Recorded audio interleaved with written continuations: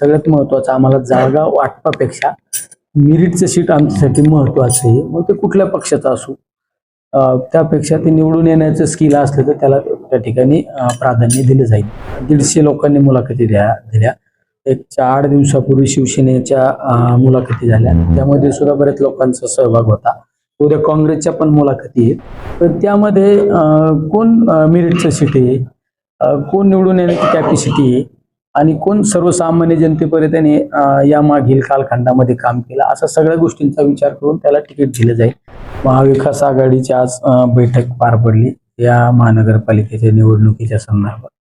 आम्ही कुठल्याही परिस्थितीत आम्ही एका ताकदीने महाविकास आघाडीचा या ठिकाणी निवडणुकीला सामोरं जाणार आहे. त्यामुळे कुठल्या पक्षाच्या किती जागा, कुठल्या पक्षाच्या किती जागा द्यायच्या यापेक्षा आम्हाला एक संघ एका ताकदीने आदरणीय पवार साहेब असो, आदरणीय उद्धव साहेब ठाकरे असो, काँग्रेसचे आमचे बाळासाहेब थोरात असो किंवा राजसाहेब ठाकरे असो किंवा इतर घटक पक्ष, सर्व पक्ष एकत्र घेऊन आम्ही या निवडणुकीला सामोरं जाणार आहे. जागा वाटपाबाबत टेंटेटिव्ह चर्चा झाली. सगळ्यात महत्त्वाचं आम्हाला जागा वाटपापेक्षा मेरिटचं सीट आमच्यासाठी महत्त्वाचं आहे. मग ते कुठल्या पक्षाचं असो, त्यापेक्षा ते निवडून येण्याचं स्किल असलं तर त्याला त्या ठिकाणी प्राधान्य दिलं जाईल.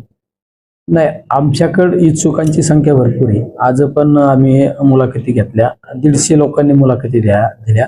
एक 8 दिवसापूर्वी शिवसेनेच्या मुलाखती झाल्या, त्यामध्ये सुद्धा बऱ्याच लोकांचा सहभाग होता. उद्या काँग्रेसच्या पण मुलाखती आहेत.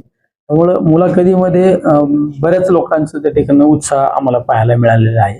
तर त्यामध्ये कोण मेरिटचं सीट आहे, कोण निवडून येण्याची कॅपॅसिटी आहे आणि कोण सर्वसामान्य जनतेपर्यंत या मागील कालखंडामध्ये काम केलं, अशा सगळ्या गोष्टींचा विचार करून त्याला तिकीट दिलं जाईल.